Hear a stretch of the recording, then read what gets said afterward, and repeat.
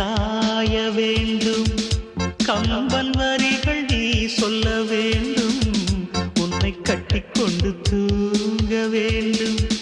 உந்தல் விரல் தலை கோரிட வேண்டும். கையோடு இதம் காண வேண்டும். கண்ணீரில் குளிர் காய வேண்டும். உதட்டுக்கும் உதட்டுக்கும் தூரம் வேண்டும். உயிருக்குள் உயிர் சென்று சேர வேண்டும். தாயாய் சேயாய் மாற வேண்டும்.